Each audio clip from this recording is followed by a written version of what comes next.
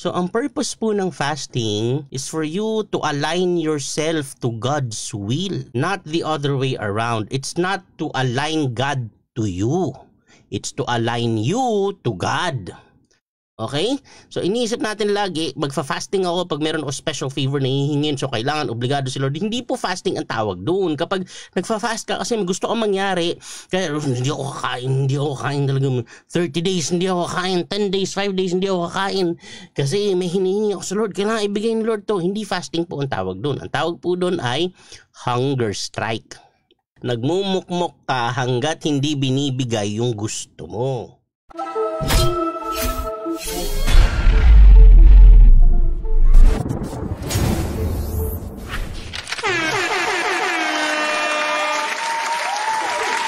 Magandang gabi po, Bible Ninja na po! So ayun, eto na, pag-usapan natin ha, mabilis lang to. Okay? Not so fast. Charan! Isa munang 7-hit combo.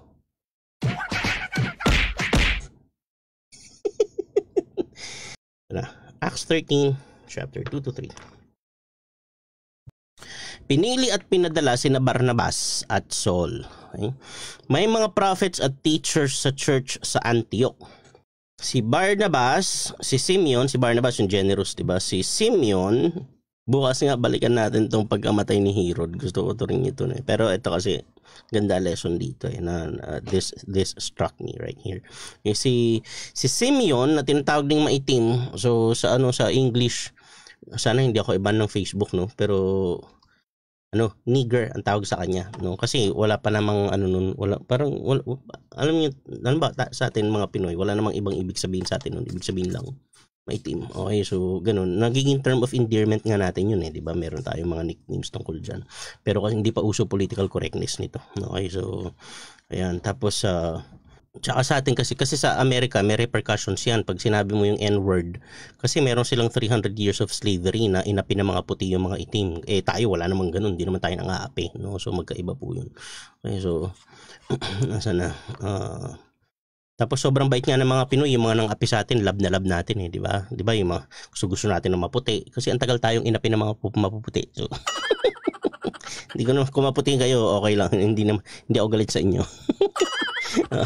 Okay, so nasaan na? May mga prophets at teachers sa church sa Antioch. Si Barnabas, si Simeon na tinatawag ding maitim, si Lucius na taga Cyrene, si Manain, okay? Manain na nakababata ni Herod, no, na ruler ng Galilee. Si Herod Antipas, okay, na anak ni Herod the Great. Okay, so tapos yung isang Herod kasi dito, si Herod Agrippa. Okay, so yung nagpapatay kay James. So, yung namatay sa verse 20 ng chapter 12, 20-25. Bukas kwento ko yun sa inyo. Okay. Yan, so may isang yung kababata ni Herod naging Christian, no, naging teacher sa church. So, kababata ni Herod na ruler ng Galilee, at si Saul. Habang nagsiserve sila sa Panginoon at nagfa-fasting. Yan, nagsiserve sa Panginoon at nagfa-fasting. So kaya ang title natin, Not So Fast, kasi tungkol po ito sa pag-fast. So habang nagsiserve sila sa Panginoon at nagfa-fasting, sinabi ng Holy Spirit sa kanila, ibukod nyo para sa akin sina Barnabas at Saul para gawin ang trabaho na hinanda ko para sa kanila. Isipin nyo, gaano sila ka-sensitive dito. Okay? Herod, hindi, ang alam ko yung Herod yan hindi title ang alam ko family name yan Correct me, kasi yung Caesar title yun. Yung Herod, hindi ako sure kung apelyido yan, pero tingin ko apelyido yan Tapos yung Antipas, yan yung first name. Antipas, Agrippa, yan. Okay, so tapos ang tawag doon sa kanilang nasasakupan ay ang tawag sa kanilang tama, sa Herodians. Okay, so mga sila, ang tawag doon, subject king sila. Ibig sabihin satellite king. So mga yan, Edomites na na-convert sa Judaism. Edomites ang roots nila. So half Jewish, half Edomite sila. Yung mga Edomite naman galing din yan. Si Esau, galing kay Esau yan. Kapatid ni Jacob. So yung galing yung lahi nila. So tapos so basically Hudyo sila na may Roman citizenship. Okay, so ganun. Habang nagsiserve sila sa Panginoon at nagfa-fasting, sinabi ng Holy Spirit sa kanila, ibukod nyo para sa akin si Barnabas at Saul para gawin ang trabaho na hinanda ko para sa kanila. Okay? Nag-fast sila at nag-pray. Verse 3. Pinatong nila ang mga kamay nila sa dalawa para ipakita na pinili sila para sa gawain ito at saka sila pinaalis. Pray tayo. Lord, salamat po. Open the eyes of our understanding, Lord God. We ask that you would guide us, Lord God, so that we may use the truth of your words, Lord God, and apply it in our daily lives. In Jesus' name. Amen. Amen.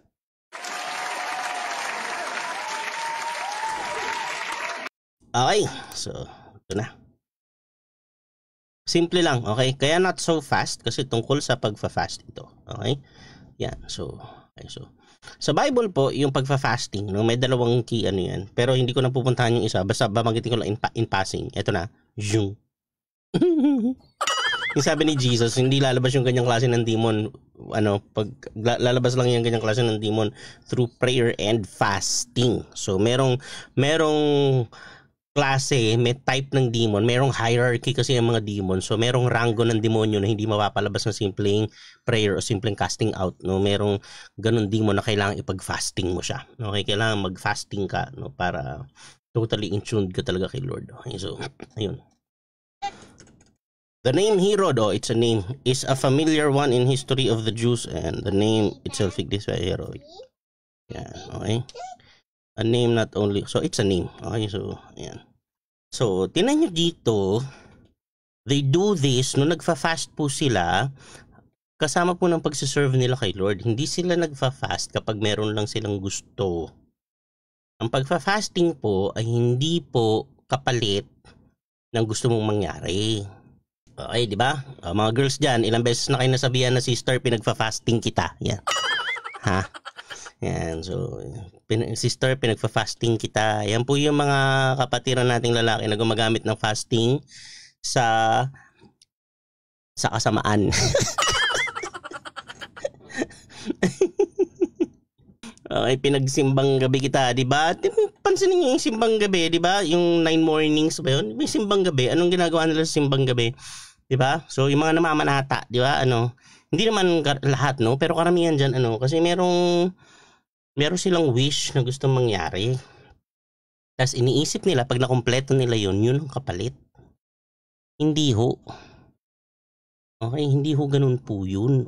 Ang fasting po, the purpose of fasting is not to manipulate God into doing what you want to happen, into extending extra favor to you. Hindi po ganun po yun.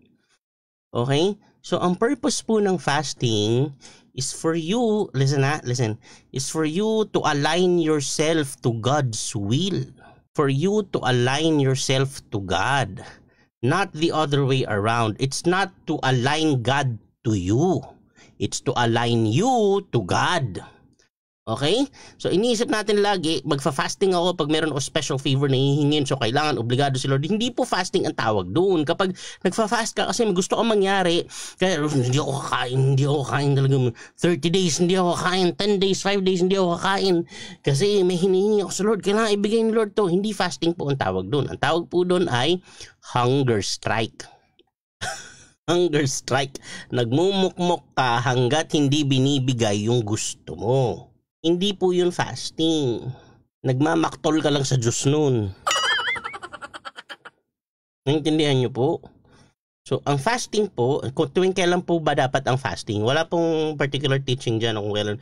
Yung mga po ay, huwag nyo pong gayahin yung 40 days and 40 nights, no? Unang-una, hindi ka naman ipapako sa krus para maganda ng ganun. Pwede mo ikamatay talaga yun. Si Jesus po, anak po ng Diyos yun eh. Okay, so ngayon, kung kaya ninyo, pero kasi yung iba pride na lang eh. Gusto lang nila maabot yung world record eh. Hindi bira naman. Tsaka nung nag-fasting po si Lord, sigurado ako umiinom ng tubig yun. Hindi po yun absolute. Yung sinasabi na iba, absolute fasting, kahit tubig, wala. Mamamatay ka nun. Bakit? Ba't ko nasabing umiinom siya ng tubig? Kasi kung 40 days and 40 nights po, hindi siya umiinom ng tubig, tapos tinutukso siya ni Satan. Ano si Satan, hindi nag-iisip? Hindi umiinom ng tubig, ang iaalok pagkain? Hindi yo. Pag ang unang impulse ng tao, unang kailangan ng tao, tubig. Pag gutom na yan, o pag uhaw na uhaw, mas una niyang pipiliin yung uhaw kaysa sa gutom. Okay, so ngayon kung hindi naman siya sobrang uhaw, gutom siya, pagkain ang una niyang hahanapin, pero mas emergency yung uhaw. So kung 40 days hindi siya umiinom, tapos aalokin siya ni Satan na tatanungin siya, kung ikaw anak ng Diyos, gawin mo ang tinapay mo ito. Sasabihin na ni Jesus, tubig, kailangan ko tubig. Naintindihan nyo? So sa tingin ko uminom siya ng tubig. So ayan. Kuya, pag nag-fasting ka ng 40 days suicide na tawag doon. Actually, yung iba talaga. So meron namatay, hindi ko lang sasabihin kung sino. Leader din ng leader ng isang denomination. So patay. Kasi nga ayun, yung complications eh. So kasi pinipilit mo pinipilit mo si Lord na pumayag sa gusto mo. Na itong gusto ko. Hindi po ganoon ang fasting. Basahin natin ulit ha. Okay? Habang nagsiserve sila, verse 2 ng chapter 13, verse 2 and 3, okay? Fasting is abstaining from anything that stops you to pray. Ganda. Okay, so ang purpose ng fasting, ulitin ko, is to align yourself to God, not to try to align God to you. Okay, so si Lord ang may plano, susunod ka.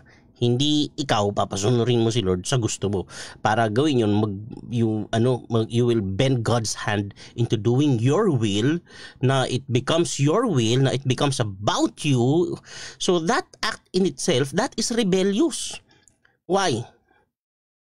Kasi kung pinipilit mo na ang gagawin ni Lord yung gusto mo, tapos yung plano mo, tapos edi ikaw na ang Diyos.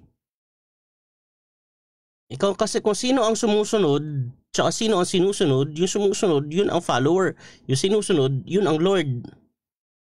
So if you are treating fasting in such a manner, let me remind you, if nobody has told you yet, I'm here to remind you now and to inform you, that is an act of rebellion. If you are fasting for that purpose, mag-apply ako ng trabaho, magfa-fasting ako para sigurado tanggap ako.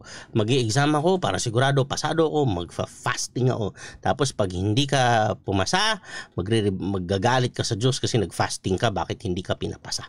Okay, so hindi ito tungkol doon. Okay, the purpose of fasting is for you to align yourself to God's will, para manghingi ka ng instruction sa Lord, para ma-receive mo ng malinaw, kasi wala kang iniisip, wala kang iniisip mo lang si Lord. Okay, so tapos hindi rin tama yung nagfa-fasting ka, hindi ka kakain tas ang dahil mong pinaggagawa sa buhay, no? So ang purpose ng fasting, para ka talaga makafocus sa prayer, sa reading, sa makarinig ka kay Lord. Yun, hindi rin yung hindi ka rin nagbabasa, walang basis kung ano lang sasabihin ng Diyos. Sinabi ng Diyos, ako ang pinakapoging lalaki sa balat ng lupa. Yes, tama yun. Talagang pag ganun na po, lipas na ng gutom po talaga yan. So lipas ng gutom po yan. Okay, so hindi po yan spiritual fasting. So yun, yung kung ano lang sinasabi, tapos wala naman sa wala kang mapag-anuhan sa Bible, walang basis sa Bible yung mga sarili mong discovery. Wala na. Hindi po yan revelation. Lipas gutom po yan. Okay, so ulit. Habang nagsiserve, anong ginagawa nila? Nagsiserve, okay? Habang nagsiserve sila sa Panginoon at nagfa-fasting, okay? This is a recurring, nagfa-fasting. Ibig sabihin, they do this on a regular basis, no? So, sa nagtatanong, sa anong schedule? Ikaw, do it once a week. Ikaw, bahala ka. Okay, so yung ibang churches meron every year meron silang 21 days na fasting, tapos iniiba-iba nila social media fasting. Ayan. Okay, yung social media fasting, hindi ka magpo-post, hindi ka maglalo, hindi ka makikipag-away.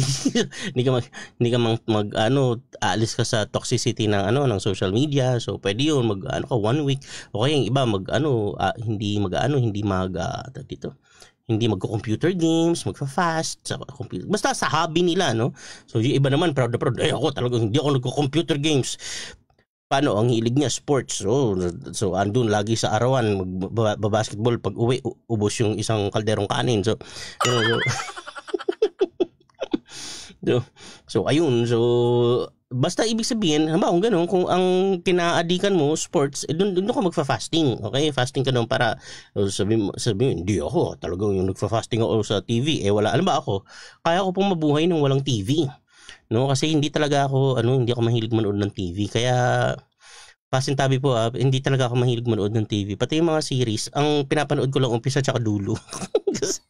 Pero para sa akin yun pinaka-importante.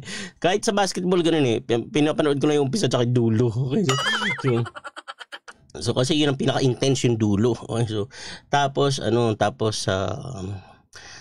so ayun, kaya pag yung halimbawa yung sa kila Stephen Curry, yan, so Curry, sorry. Okay, so kaya ganun ako, yay, Golden State Warriors, tapos aawain ako, Lebron kami, sasabi ko, aawain, ano nga lang, dulo nga lang pinapanood ko dyan. So ayun, okay, so basta po, okay, it's very important that we prioritize God in everything that we do, and fasting is one of those things that we can do to align ourselves with God, for us to easily hear what He has to say and to receive instructions from Him. How do you do that? Magbasa tayo ng Bible at mag-pray. Okay? Hindi ako kumakain 5 days, so fasting ako. Anong ginagawa mo? Nagdodota. Wag ganun, no?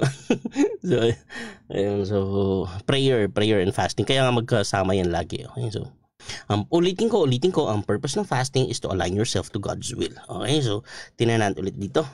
So habang nagsiserve sila sa Panginoon at nagfa-fasting, so nagsiserve sila, sinserve nila yung purpose ni Lord, hindi sarili lang purpose. Okay, you are not serving God for your own end. Okay, so although syempre i-bless tayo ni Lord, pero hindi yun ang hindi ka nagsiserve sa sarili mo, nagsiserve ka kay Lord. Okay, so habang nagsiserve sila sa Panginoon at nagfa-fasting, sinabi ng Holy Spirit sa kanila, this tells you that fasting raises up your sensitivity to what the Holy Spirit has to say. Pag may mga specific na instructions ng Holy Spirit, tumataas yung awareness mo at sensitivity mo pag nagfa-fasting ka. Okay, so habang nagsiserve sila sa Panginoon at nagfa-fasting, sinabi ng Holy Spirit sa kanila, very specific, amazing, ibukod nyo. Ibig sabihin, sa kanila lahat sinabi, marami sila, tapos pare-pareho sila ng dinig. Yung sinabi sa isa, yun ang sinabi din sa lahat. Okay? Kuha nyo?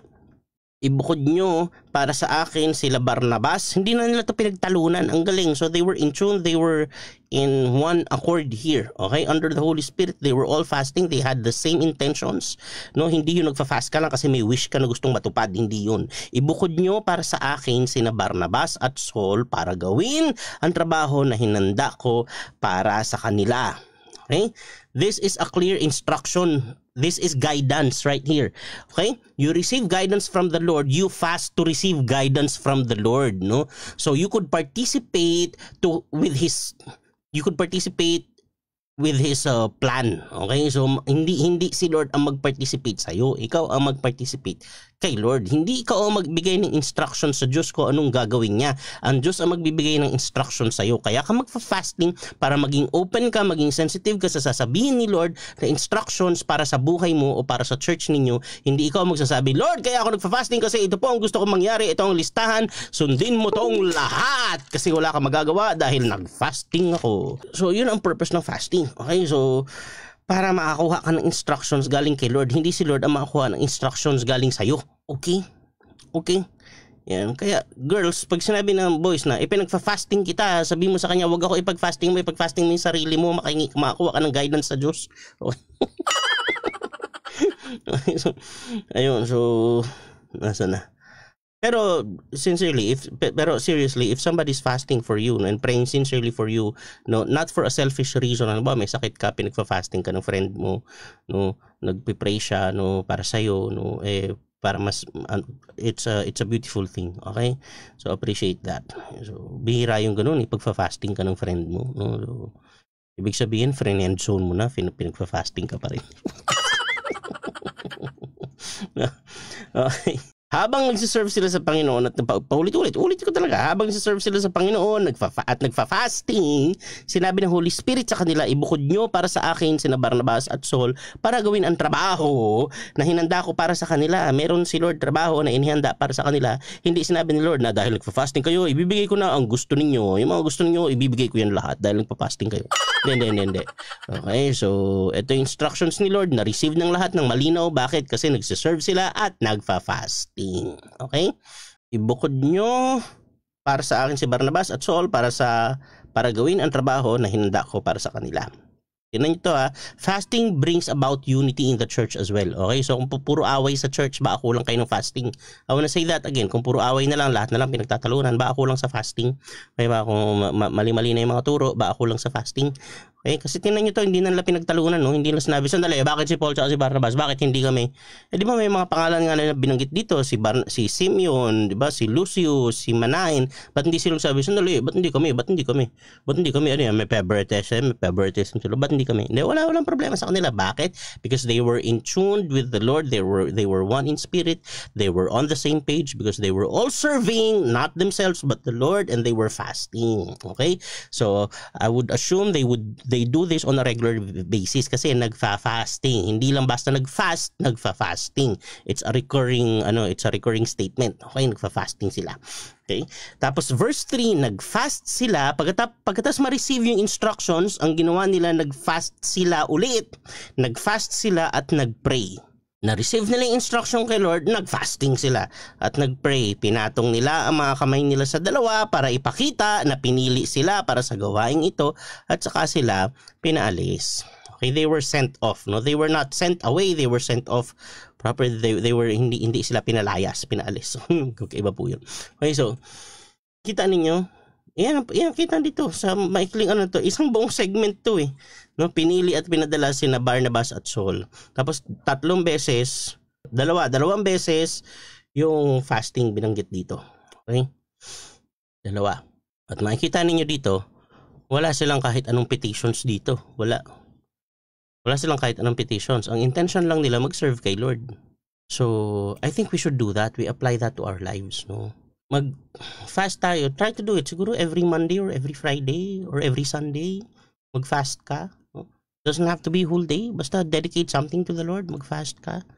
Tapos fast tayo. Tapos seek the Lord's guidance. Kasi yun ang pinaka-importante. Okay? Do not try to give advice or guidance to the Lord. Don't do it the other way around. Unless He's asking. Unless you are Moses and the Lord is asking. No?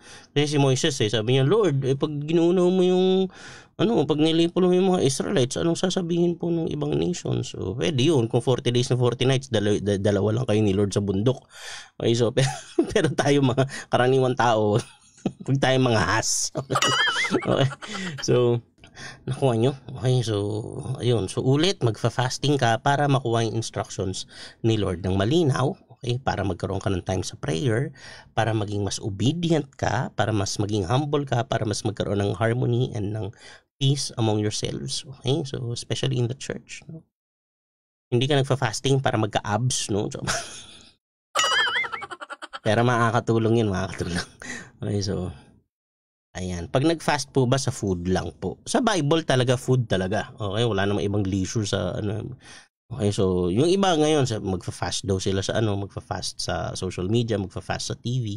Maganda rin 'yun kasi yun nga, it serves the same purpose no. Pero maganda talaga na na mag-fast tayo no. From ginagawa nila, ba't di natin gawin? Ginagawa ng mga disciples, ginagawa ng mga apostles, ba't di natin gawin? Instructions ni Jesus. So, merong bukod sa ma-inline tayo kay Lord, matindi pa, lalakas ka against demons. Sabi ni Lord. May mga ganyan demonyo, yung ganyang klase ng demonyo, hindi yan naalis pag hindi ka nagfa-fasting. So kailangan ka mag-fast. So, ibig sabihin, fasting adds something to you spiritually. Something that is not seen but the devils know. No? So, alam ng demon kapag yung nagpe-pray, nagfa-fasting. So, iba, no? So, ayan. So, kaya not so fast kasi hindi po, ulitin ko po, No, so not so fast with your intentions with fasting. You don't fast to for selfish ends, no. Hindi natin pwede pang-blackmail yan kay Lord na dahil nagfa-fasting tayo, wala siyang obligado siya, wala siyang choice para kundi ang sagutin tayo ng yes, no. Hindi po ganoon yan. Okay, so kuya si Moises po ba as in nakaharap si Lord face to face? Ngayon malamang, pero dati hindi. Likod. Ayun, so ganun. Okay, so again. So, yung yung fasting po para it will help us. This is a biblical practice, no? The Lord has endorsed it, no? Sinabi ni Lord diyan na kailangan niyang gawin. Tapos si Lord ginawa niya mismo. Tapos yung mga disciples ginawa nila. So I think we should do it, no? So we are on a survey sa Book of Acts, no? Hindi natin yan i-skip. Ginawa nila, no, on continually ginawa nila. So gawin po natin, okay? So gawin po natin, at ang purpose hindi para pilitin si Lord sa gusto natin mangyari, kundi para hanapin kung anong gusto mangyari ni Lord at mag-submit tayo at mag-participate doon. That's our lesson for tonight. Let's pray. Dear Heavenly Father, we thank you. We honor you. You are so good. Maraming salamat po.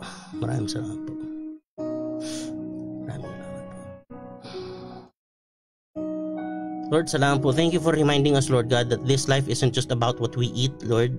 This is not just about what we eat. This is not just about the things that we enjoy in this life, although we are so thankful, Lord God, for all the things that we get to enjoy in this life, because every good and perfect gift is from you. Maraming salamat po. Pero higit po sa lahat, Panginoon, pinaka-importante, Lord God, makarinig kami sa iyo, Panginoon, that we get to hear your word and see your word, Lord God, and live your word. To receive your instructions, Lord God. Maraming salamat po. Always remind us, Lord God, that this isn't about us. This isn't about what we want. This is about you. Everything just zeroes into you.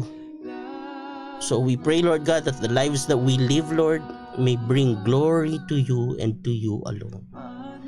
In Jesus' name, in Jesus' name, in Jesus' name. Amen. Amen. Amen.